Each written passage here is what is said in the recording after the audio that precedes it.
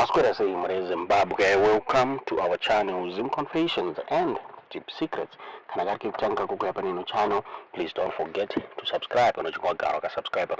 Don't forget to comment and share this video. Nasmere Zimbabwe kakwigira ine yabuditswa na Susan Mutami yabuda achitaura kuuraya kwakaitwa parents here na Temba Mliswa pamwe chete na Oxylia Mnangagwa runzi Oxylia Mnangagwa akabatsirwa na Temba Mliswa kuuraya parents here chinzi Oxylia Mnangagwa yaida constituency yaitongwa na parents here muri Zimbabwe.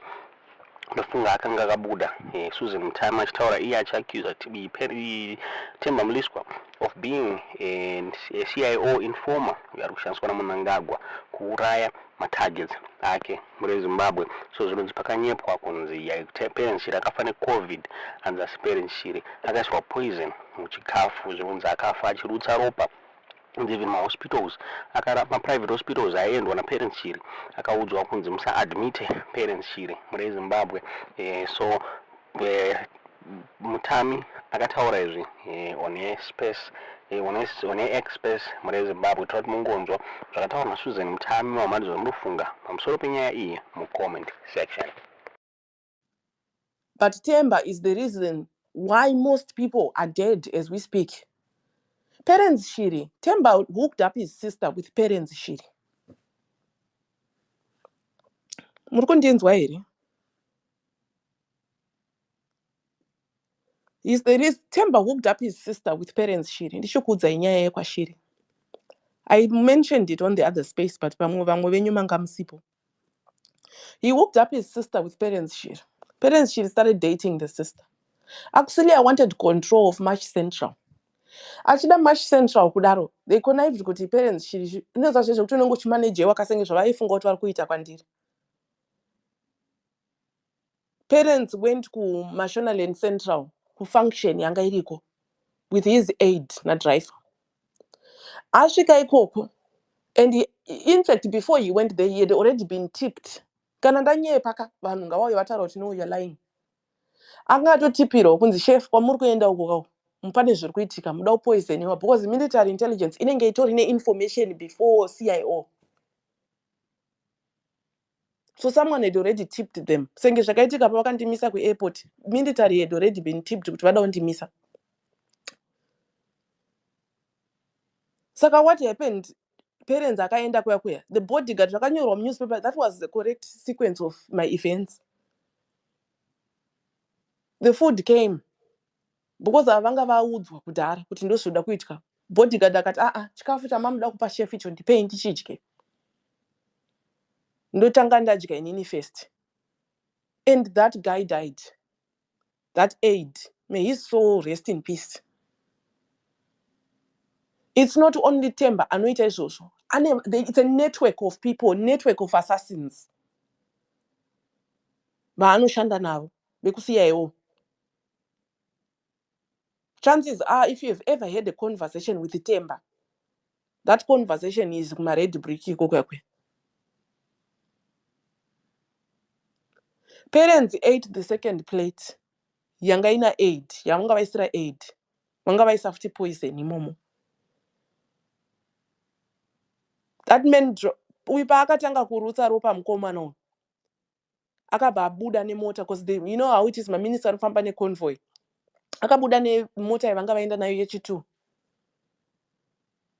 Parents akazoteera kuHarare. Asvika kuHarare, they had withdrawn security yekumba kwake. Ndikuudze, no one talks about it. I would say it. They had withdrawn his security. Kwakusina PPU. A home minister is supposed to have PPU. Is supposed to have personal protective unit. Personal protective unit. Iyo PPU. Vaimbogada kwa Mnangagwa ndichiri kugara kwa achiri minister. Bekuzvetarapi.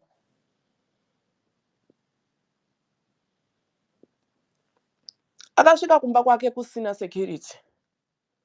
Akafonera vana Moyo. Akafonera even VP. Parents.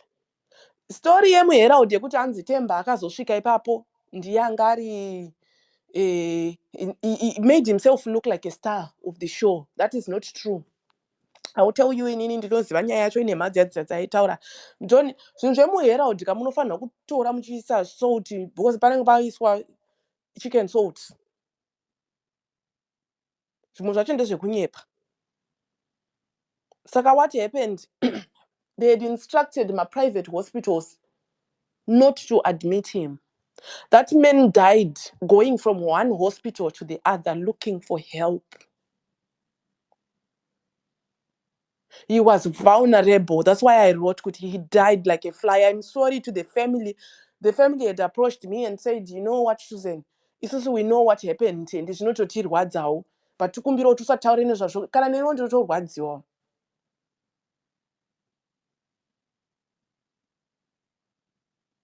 He died like a fly because of keeping characters like Temba around. Parents called Temba. Temba delayed coming. He even called Mskana Sisiva Temba wanga achidanana naye akanzi andiko ndiri kufarm. The same guy who had given Temba a farm for his sister akati azvitoti ndikupe prasi zvevanhu akapiwa prasi randakambonyorera ndichiti varungu ndo vanofama uku hausiwo unorima iwewe.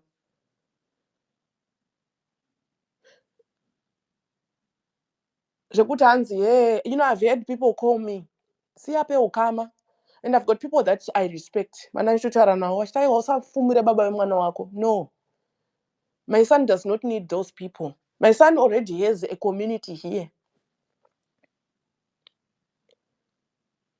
Even if I'm to die today, the Australians, they will never give Temba mwana. They will put him in if none of my relatives want my children, they will put them in foster care and they will make sure these children they grow in a way yokuti say mimi you will be shocked yokuti ndo vana vaSuze now.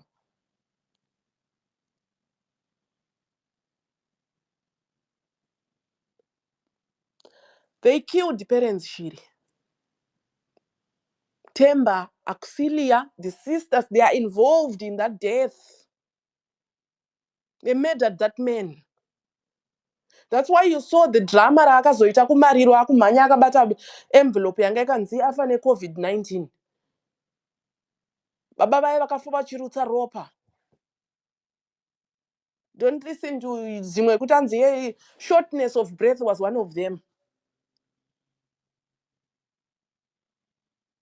He died a very painful death. Kana vanga vachi, why couldn't he be admitted at a hospital? One of the owners, inini I knew everyone kakuHarare. Even pavakati baba vemwana wangu vafa paya, I called a few private hospitals ndichida kunzwa kuti zveshuwa here vakambouya. Remember vakanyepa vachitanzi he died at a private hospital in Harare. I called a few private hospitals kwandaiziva kuti uku anoenda, ndikafona kumanyame ndikabvunza masosi angu ekumanyame zvikanzi hakuna zvakadaro. Till ndakazoziva chokwadi of what happened. So you are dealing with a murderer. I just want you to know. You are dealing with a murderer. The other day I made a tweet and I did Nelson Chamisa is compromised. Most of you did not understand why I had said he's compromised. He's not compromised as in I said he's corrupt. No. Because of the people that are around him.